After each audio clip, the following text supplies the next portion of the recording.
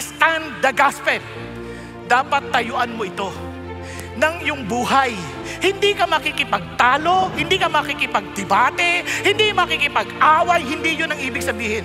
Dito, makikita mo, tatayuan natin to na may katotohanang kalmado. Kasi alam natin kapag totoo, kahit ano sabihin mo, hindi mo kailangan makipag-away. Kasi totoo eh.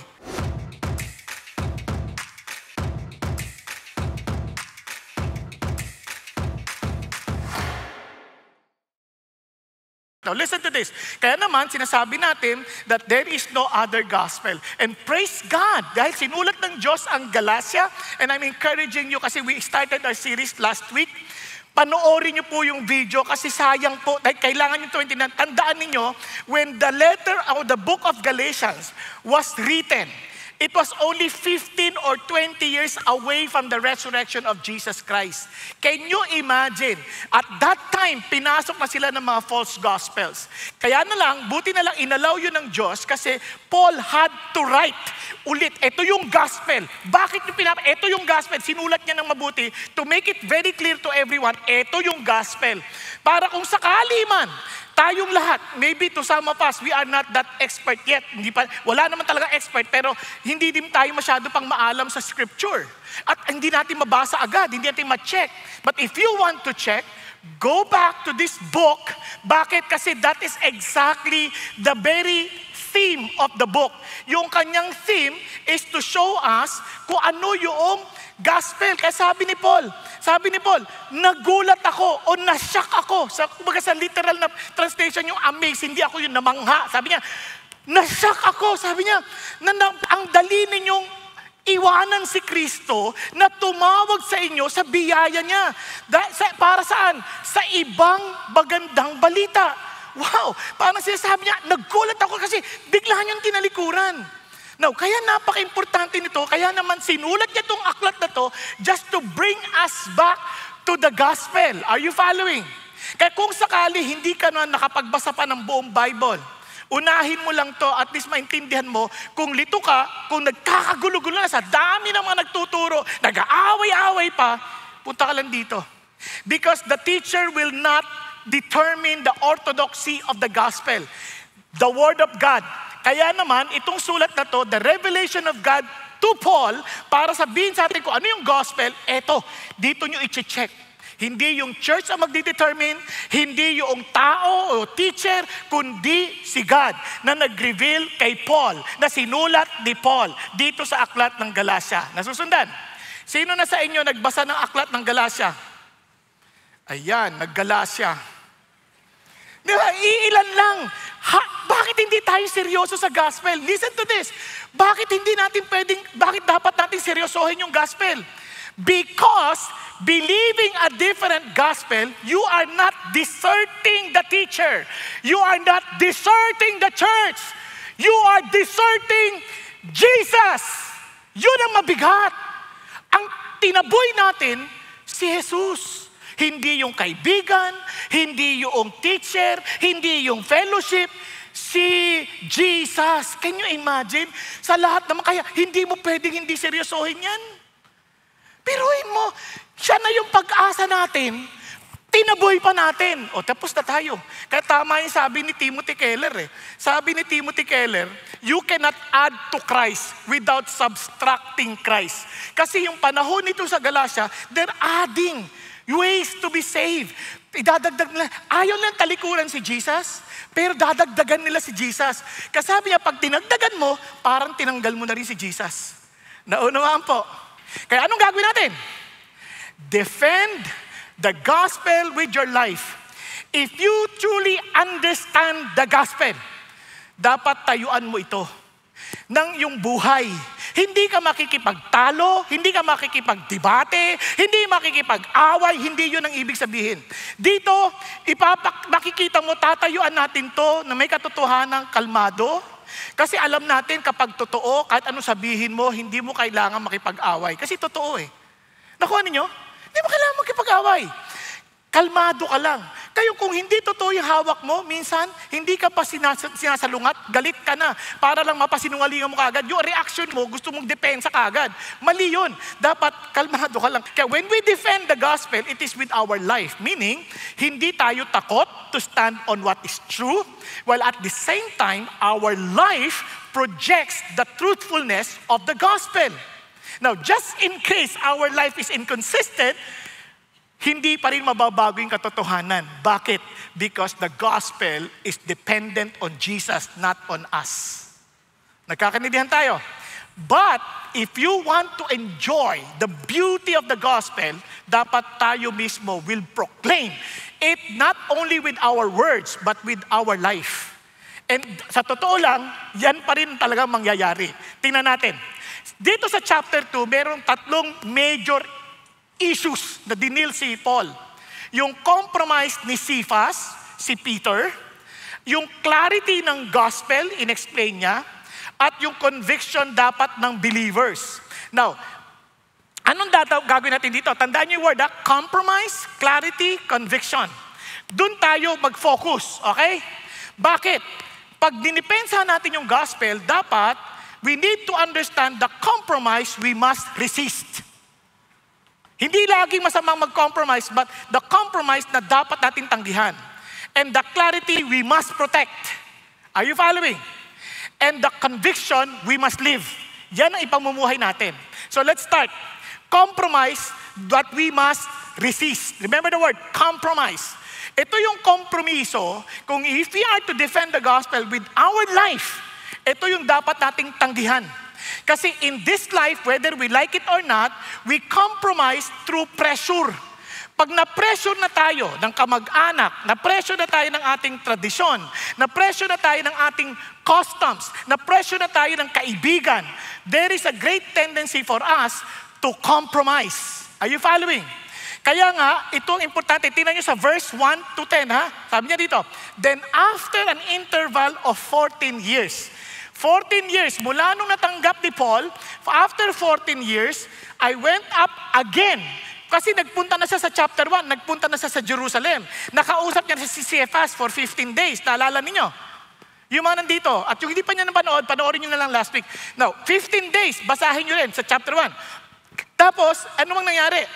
Doon, bumalik na naman siya. This time with Barnabas at kasama si Tito. Okay po?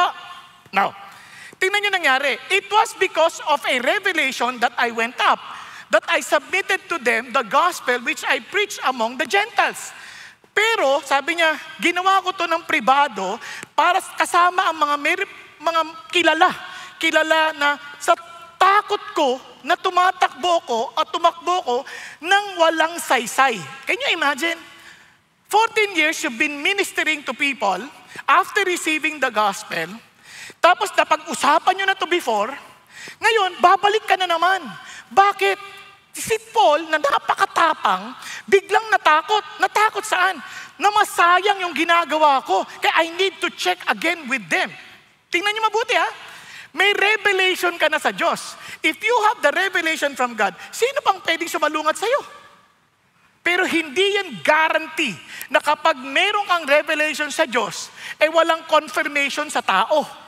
Kaya yung unang mga alagad ni Kristo, tulad nila Pedro, nila James, o nakagani si John, sila nakasama ni Jesus. Imposibleng magpakita at magsabi ang Diyos ng salungat sa sinabi niya sa pamamagitan ni Kristo Jesus sa kanyang unang mga alagad. Kaya doon, may check mo. Tama ba? Hello? Nandiyan ba kayo? So, doon niyo maintindihan na wag lang, nagpakita ang Diyos, gumagawa siya ng himala. Totoo yan. Hindi pwedeng sumalungat yan doon sa talagang mismong sinabi rin ng Panginoon. It must be aligned. Andiyan pa kayo? Now, pag tinignan niyo mabuti, bakit ngayon ka lang bumalik? 14 years ang inantay mo. Bakit? Diba? Bakit? Kailangan mo pag-usap tayo ng pribado. Bakit? Alam nyo, pag-isipan nyo mabuti. Ito yung mga bagay na pag nagbabasa kayo, nagtatanong kayo, kinakausap nyo talaga ang Lord. Lord, bakit ang nangyari ito? Sa unang tingin, kasi natatakot si Paul, baka mali yung kanyang tinuturo. Not necessarily. Kasi nung una, nag-usap na sila eh. Sa chapter 1, nag-usap na sila ni Cephas eh. Ang totoo niyan, ganito, nagkasundo na tayo. Kanya lang, mayroong mga maling turo na baka hinahayaan ninyo. Kaya gusto ko rin malaman, faithful pa rin ba kayo doon sa gospel? Kung faithful ako, dapat faithful din kayo. Kung faithful kayo, dapat faithful din ako. Tama ba? Kaya mag-uusap tayo. Ano pa rin ba tayo? Agree pa rin ba tayo dito? Kasi kapag hindi, magulo to. Yung lahat ng pinagtrabahuan kong magbiministeryo sa mga hentil na hindi Hudyo, walang kwenta. Masasayang. Kailan nagkakaisa tayo na pareho tayo nadidinig mula sa Diyos? Tama ba? Kaya sa gospel, mapapansin nyo, bakit iba-ibang denomination kung isa lang ang gospel? Kasi meron niyang common agreement. Mamaya maintindihan nyo bakit may pagkakaiba, pero may agreement yan na isa lang na hindi nyo pwedeng baguhin. Yung gospel na si Jesus lamang. Mamaya kikita natin sa clarity yan. Pero ngayon, dun yung pinag-uusap. So ano nangyari? Tingnan nyo. Kasi may pumasok. Kaya nga si Tito, sabi niya, nakasama ko, Grego yan. Ibig sabihin, hindi siya Hudyo. Hindi siya Hudyo. Anong difference ang Hudyo tsaka hindi? Noon, ang mga Hudyo nagpapatuli para bilang pagkilala na sila ay kabahagi ng covenant with Abraham. Tama? Andiyan pa ba kayo? Yung mga Grego, hindi nagpapatuli yan. Kaya meaning, yun doon pa lang maintindihan na. Kaya si Tito, sabi niya, Greek, pinipilit na magpatuli. Sabi niya, bakit ganito? Kung talagang Christian ka, dapat magpatuli ka. Maging bahagi ka ng Judaism. But it was because of the false brethren secretly brought in, pumasok mga huwad na kapatid, who had sneaked in to spy out our liberty which in Christ Jesus in order to bring us into bondage. Binabalik na naman tayo sa slavery. Ano ibig sabihin? But we did not yield in subjection to them for even an hour so that the truth of the gospel would remain with you. Ano sinasabi niya? Ni isang oras hindi kami bumigay. Agad-agad, tinanggihan namin. Bakit? Kasi itong tukso sa atin. Ngayong Christian ka na, di dapat gawin mo na to, gawin mo na to, gawin mo na to. Kayo marami, nawawala na ng gana. Hindi ko kaya. Punong-puno ngayon ng guilt. Kasi ang Christian gospel, binigyan ka ng laya. Kaya nga, come to me, those who labor and heavily laden, and I will give you rest. Tingnan niyo po, sa maraming Christian, ano ang pinakapababala natin? Niligtas ako, wala akong ginawa. Wow! Kaya yung gagawin ko ngayon, out of my gratitude to what Jesus did on the cross for me. Hindi ko ginagawa para makamtan ko yung awa niya. Hindi, kinaawaan na niya ako, sa sobrang tuwa ko, susunod ako sa kagustuhan niya. Nakita niyo yung difference? Kaya ang Christian, hindi tayo naging Christian dahil naging mabait tayo. Hindi. Naging Christian tayo, kaya nagbago ang ating pananaw sa buhay. Hindi na natin pinagsisilbihan yung gusto natin kasi sa wakas, tinanggap ako ng Diyos. Kaya marami sa atin hindi na nanalangin ng maayos. Alam niyo bakit? Isip natin, hindi ako pakikinggan ni Lord kasi masama ako eh. Alam mo kung bakit? Kaya hindi ka pinapakinggan, nakikita mo masama ka? Kasi nananalangin ka sa pangalan mo eh. Hindi ka nananalangin sa pangalan ni Jesus. Yung ating kabaitan sa harapan ng Diyos, hindi sa kabaitan natin, sa kabaitan ni Jesus na nasa sa atin. Hello? Andiyan pa kayo? Kaya alam nyo, kaya minsan wala tayong tapang sabihin sa Diyos ano yung gusto natin eh. No, kapatid, kaya minsan ang kaligtasan natin nakabatay pa. Kapag tinanong mo, pag namatay ka, pupunta ka ba sa langit? Ang dami ko pang kabalbalang ginagawa eh. Bakit? Dahil ba sa ginagawa mo, kaya ka pupunta sa langit? O dahil sa ginawa ni Jesus? Ngayon iba natatakot kasi may kabalbalan pa ako, hindi ko maisuko eh. Hindi, isuko mo! Problema ba yun? Baka hindi ko magawa ko ulit eh. Kung magawa mo ulit, isuko mo ulit.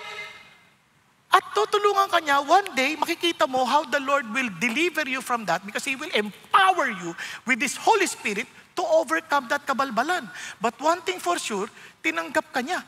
With or without that kabalbalan, at the very beginning na tinanggap mo si Jesus at alam mo siyang namatay para sa'yo, tinanggap ka niya. Yun ang sinasabi ni Lord. Wala ka nang idadagdag dyan. Yung pagbabago, siya pa rin ang kikilos para sa'yo. Tutulungan ka niya para magbago. Kaya may mga, ano tayo, pinipilit ko nga maging mabuti. Wag mong pilitin. Sumunod ka kay Jesus. Then makikita mo. Nakuha ninyo? So tuloy tayo dito. But from those who were of high reputation, what they were makes no difference to me. God shows no partiality. Well, those who were of reputation contributed nothing to me. Nung nag-usap kami, wala na silang naidagdag. We have the same gospel. Then, on the contrary, seeing that I've been entrusted with the gospel to the uncircumcised, just as Peter had been to the circumcised. Tingnan nyo ha? Whoever effectually worked for Peter in his apostleship to the circumcised, effectually worked for me also to the Gentiles. Yun, biglang naintindihan nila. Okay, hindi natin kailangan magtalo dito. Alam natin the gospel is Jesus Christ. Ngayon, si Peter, ang focus niya sa mga circumcised, sa mga Hudyo. Obviously, he cannot go against agad-agad kakomprente yung mga Hudyo. You minister to them, but same gospel. Ako naman, I will minister to the uncircumcised, to the Greeks, with the same gospel. Kaya maraming denomination, may kanya-kanyang reach yan, hindi pare-parehas. Iba yung reach ng CCF, iba yung reach ng VCF, iba yung reach ng GCF, pero lahat yan CF. The idea is this, with only one gospel, Christ as the foundation. Iba-ibang reach, pero dun kayo nag-unite. Si Jesus lang ang tagapagligtas, walang iba. Kaya sabi ni Paul, and recognizing the grace that had been given to me, si James, si Cephas, and John, who were reputed to be pillars, gave to me and Barnabas the right kind of fellowship so that we might go to the Gentiles and they go to the circumcised. So, ayan, pare, tuloy tayo ha. Punta ka doon ha. Ikaw nang bahala sa mga hentil. Kami nang bahala. We have the same gospel, wala tayong problema. Kayo nang bahala sa mga Hudyo. Pero isang bagay lang na dapat common tayo ha. Ano yun? Huwag natin kalimutan yung mga mahihirap. The very thing also was eager to do. Meaning today, regardless whether Jews or Greeks, please, huwag niyo naman itabo yung mga mahirap. Abutin niyo sila. Because Jesus Christ was anointed to preach the gospel to the poor. Kaya yung iba, nagko-compromise naman through fear. Takot naman, hindi lang pressure. Kasi sabi ng mga kamag-anak mo, tinalikuran mo na ang dati nating mga pananampalataya.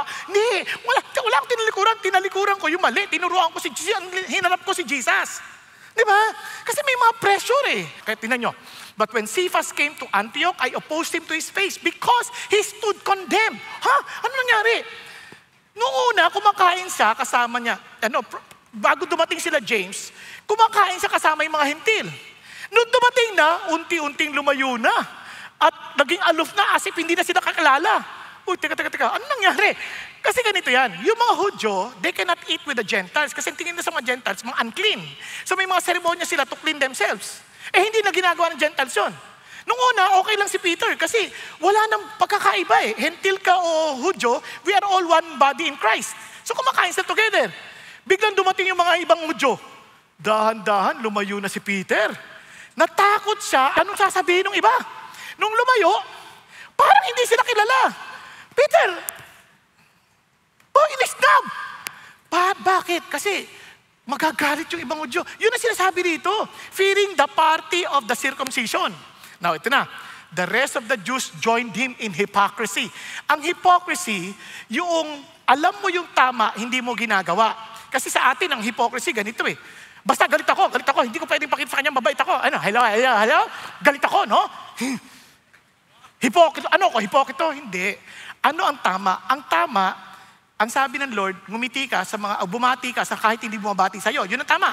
Tama ba? Anong hypocrisy? Na hindi kang ngumingiti dahil galit ka sa kanya. Hipokrito ka. Hindi ayokong ngumiti kasi masama loob ko eh. Hipokrito? You see the difference? Yung hipokrito, hindi mo ginagawa yung pinasasabi ng Diyos na alam mo. Hello? Naintindihan? Okay ba tayo dyan? Para nakatulala kayo Kaya pag hindi kayo nagpapatawad, hipokrito kayo kasi alam nyo, dapat magpatawad. Nasabi ito, but when I saw that they were not straightforward, yung word na straightforward dito, marinig niyo yung saltang orto. Pag hindi diretso, hindi tuwid. Ibig sabihin, ito yung paniniwala mo, tapos hindi kayo diretso. Kaya ang tawag niya sa ngipin, orthodontics, di ba? Hindi pantay-pantay, pinapantay. Ginagawang straight. Yun ang sasabi niya, hindi kayo tuwid Nakita niyo ngayon, epekto ng gospel? Ang gospel maapektuhan even the way you treat people, in the way you eat, in the way you behave. Kasi the gospel affects us. Kasi sabi niya, hindi kayo tuwid eh. Bakit? Iba yung ginagawa nyo sa pinipreach nyo. Ang sabi ng Bible, love even your enemies. Tapos bigla, ito lang kapatid mo. Hindi mo lang kalahi, tinanggihan mo na. Nakuha nyo? Minsan ganun tayo eh. Parang hirap tayo maka-fellowship. Sorry, are you Filipino? Yes, but I can't understand you, I speak in English. I came from the US for about 2 weeks ago, and I can't understand you're Filipino. Wow! Tapos, ayaw makapag-fellowship kasi iba siya eh. Walang ganunan. We fellowship because we're brothers and sisters in the Lord. Bakit ngayon pipilitin mo yung mga hintil, nagiging Hudyo, magpapatuloy sila, kayo nga hindi nyo kayang bumaba sa kalang level eh.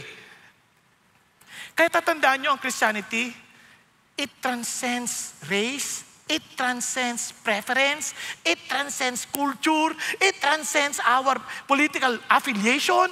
Lagpas na tayo dyan. Because we focus on one thing, the kingdom of God. Kakaintindihan?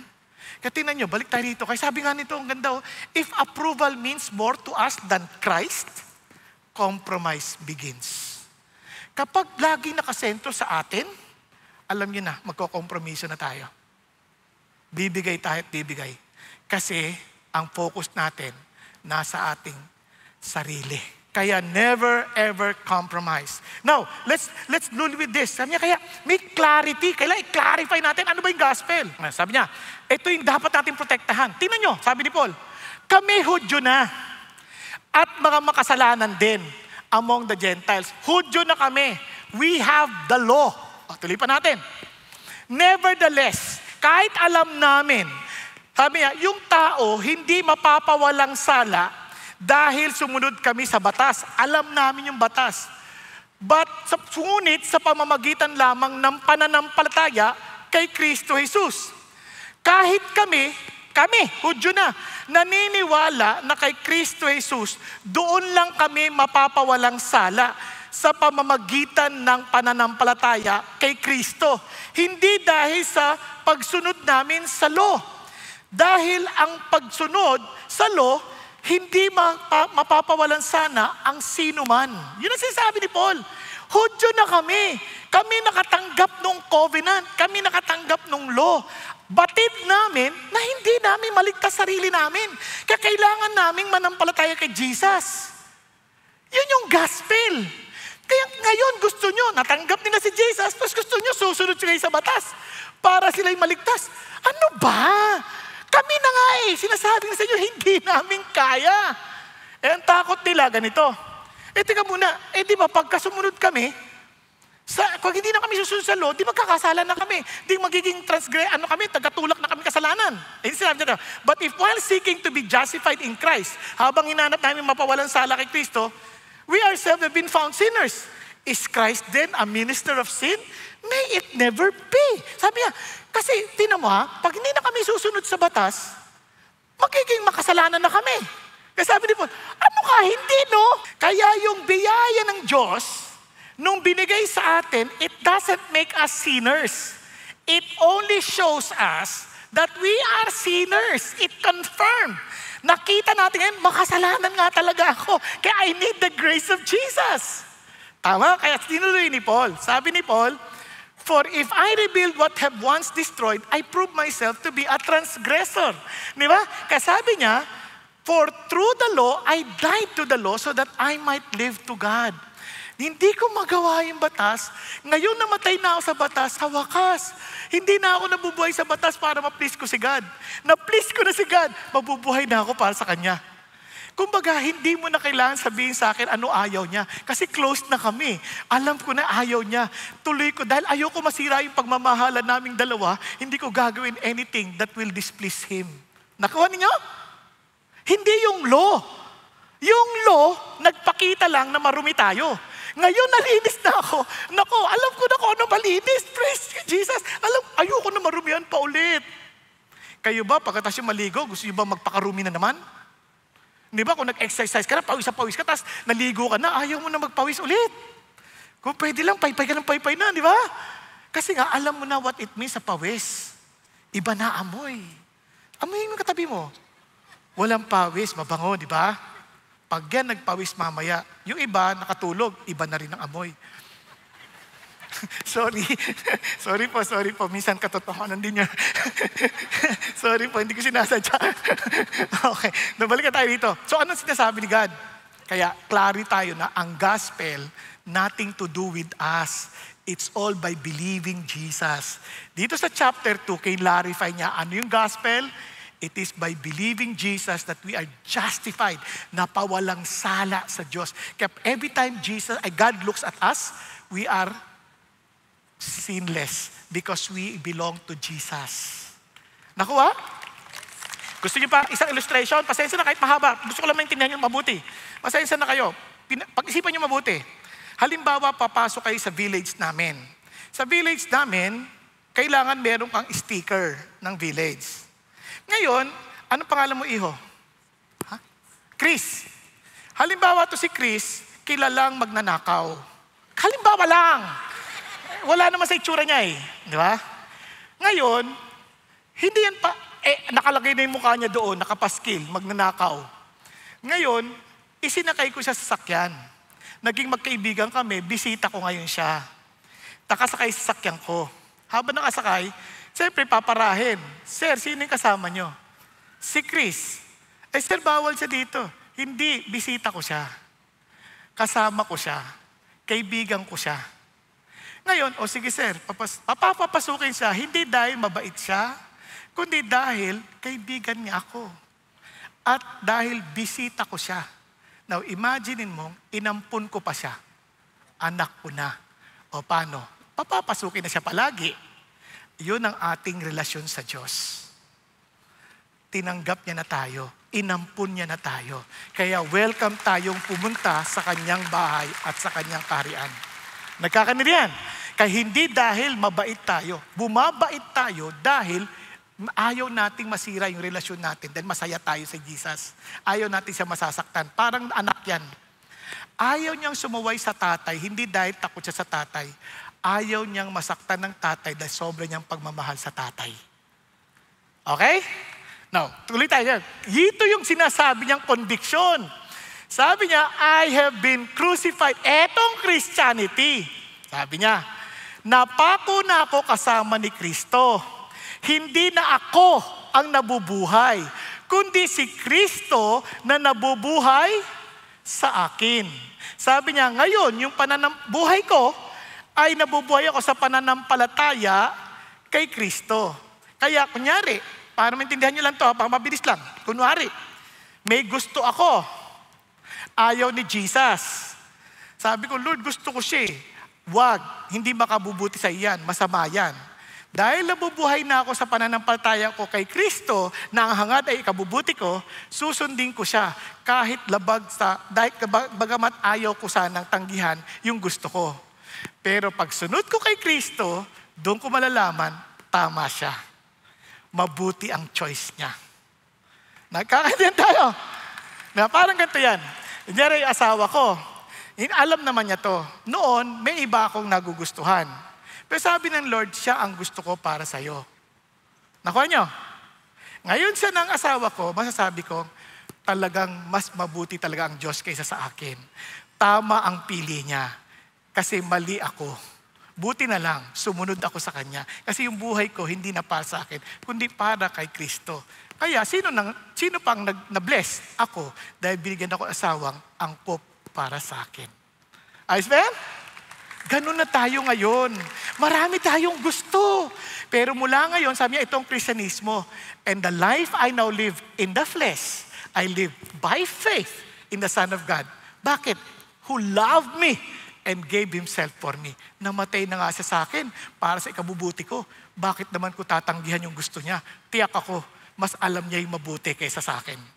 Okay ba yan? Kaya sa Panginoon, hindi Kanya pinagbabawalang gawin yung ginagawa mo. Ang ayaw niya, hindi yan makakabuti sa'yo. Kaya sumunod ka sa Kanya kasi yan ang essence ng Christianity. We live for Jesus. Alright? Kaya balik na naman tayo. Hindi natatapos si Paul. Ang kulit-kulit ni Paul eh. Sabi niya, I do not nullify the grace of God. For if righteousness comes through the law, then Christ died needlessly. Okay ba yun? Sabi niya, tingnan nyo, kung naligtas tayo, kaya nating iligtas sarili natin, ba't pa namatay si Jesus sa krus? Kung kaya na pala nating maligtas sa pagsunod lang sa batas, ba't pa siya namatay? Sa totoo lang, hindi natin kayang gawin yung batas eh. Kaya nung nakaraang linggo, sinabi ko yun eh. Sample lang ko lang kayo. Sino nakakaalam sa inyo ng ikapito na utos? O, tinan nyo, hindi nyo alam. Paano kayo makakasunod? Hindi nyo memorize. Pag-isipan nyo. O, di lalo na yung pansampu. Ang hirap intindihin. Thou shall not covet your neighbor's goods, though your neighbor's wife. Ano ibig sabihin nun? Halimbawa, nagustuhan mo yung gamit ng kapitbahay mo. Halimbawa, nakakita ka. Cellphone, wow! Wow! Gusto ko yan! Parang ganon. Kahit sticker lang yan. Ngayon sabi mo, gusto ko yan kahit wala kang pera, pinilit mo. Di baling magutom ka na. Makabili ka lang ng bagong iPhone 17. Di ba? Kasi pag ninakaw mo to, hindi na yan covet. Kupet. Di ba? Ngayon sabi, ano yung covet? Ginusto mo kahit wala kang pera to the point na hindi na nakakain yung pamilya mo, makabili ka lang. Kasalanan yun. Wala, hindi ka ba ninakaw ah? Ninakawan mo yung pamilya mo. O, iba naman, nagustuhan mo yung babae sa kapitbahay mo, may asawa ka na. Naging kayo. Ano yun? Kabet. Hindi covet. Ano yung pagnanasa? Kahit hindi yun, ginugusto mo pa rin. Pinapangarap mo siya sa gabi, sa umaga. That's still a sin. Adultery in the heart. You see now? Alam niyo ba yung murder sa Bible? Yung galit ka lang sa kapatid. Yung galit na, wala ka naman talaga ginawang galit. Ay, nakita mo lang, ayaw mo lang sa kanya. Ba't pa nandito to? Ba't nag-attend to na service? Yung isang nakita mo lang, yung mukha pa lang, naasar ka na. Yun, murder na sa Bible yun. Ilang tao na ganyan yun. Yung pag nakita nyo, asar na kay kagad, wala pa siya ginagawa. Parang, ba't pa ito nabuhay? Parang ganun. May mga ganun eh. Yung iba ka, amoy lang eh. Amoy lang, asar ka na eh. Murder yun sa Bible. And no murderer has eternal life. O paano tayo maliligtas? If not because of Jesus. Amen? Are you following? And that is exactly the point of the gospel. The life we live is no longer the life of our own life, but the life of Jesus who died for us. Amen po? Kaya yun ang nagbibigay ng transfer. Hindi yung ating promises, hindi yung ating effort, kundi yung Diyos na nangako at yung Diyos na nagbigay ng bagong buhay sa atin. Katama si Timothy Keller, the gospel is not a good advice. It is a new life in Christ. Tayo pong lahat ay yumuko at pumikit sandali. So ano na ating gagawin ngayon? How are we to defend the gospel? Una, always remember this, that your salvation is not based on your merits. It is always based on what Jesus did on the cross. Dahil ang una mong kalaban, ang demonyo mag-aakusa sa iyo na ikaw ay walang pag-asa, hindi ka tatanggapin ni Jesus. Pero kailangan mong tayuan at sabihin, sorry, Jesus is true. He died for me. He rose again from the dead, and He has forgiven me 100%. Dahil si Satan is the accuser of the brethren. Ang pangalawang mong kalaban, nahihiya kang sabihin ito sa tao. Wag. All the more they need the gospel. And you're the first one that God wants to use upang ikaw ay magsabi, I know and I met Jesus and He wants to meet you too. Kaya naman, never stop sharing the gospel. Kailangan ho ng mundo. Sirain natin ang kasinungaling ng mundo na ito na ang mga tao trying to be religious kaya nire-reject nila yung magandang balita. Tayo na po ang magsabi nun na hindi dahil mabait tayo, kundi napakabait ni Jesus. At ang kahuli-hulihan, ang buhay po natin ay maging refleksyon ng katotohanan ng kabutihan ng Diyos. Sa ating trabaho, maging matuwid tayo maging sa ating pagkain, sa ating pakikipag-ugnayan sa tao, sa ano man ang ating ginagawa sa pag-aaral, sa bahay, let the truth of the gospel live in us. No longer I, but Christ who lives in me. Kapatid, ligtas ka hindi dahil sa gawa mo, kundi dahil sa ginawa ni Jesus. Pero kung hindi ka patiyak, hindi mo pa rin alam ano talagang kalalagayan mo, and you want to make sure that you are really one with Jesus now, kapatid, be humble enough. Sabi mo, Lord, I accept you as my Lord and Savior. I know there is no other gospel but you. Lord Jesus, thank you for saving me. Thank you for giving me a new life and allow me to live solely only for you. Thank you, Lord.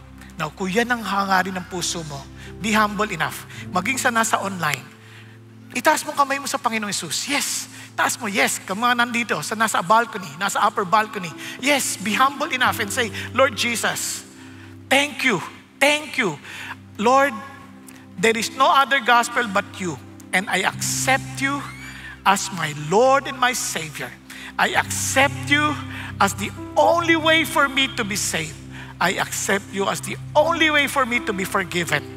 I accept you as the only payment that God accepts in order for me to be acceptable before God.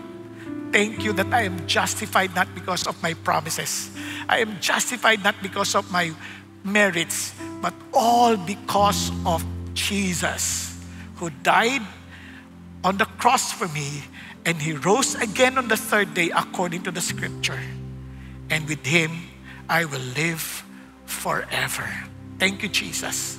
Thank you, Lord. And I pray right now, oh God, I pray for every family we represent. Allow all of us to reflect the truth of the gospel. Allow all of us to be a reflection of Jesus wherever we go and whatever we do.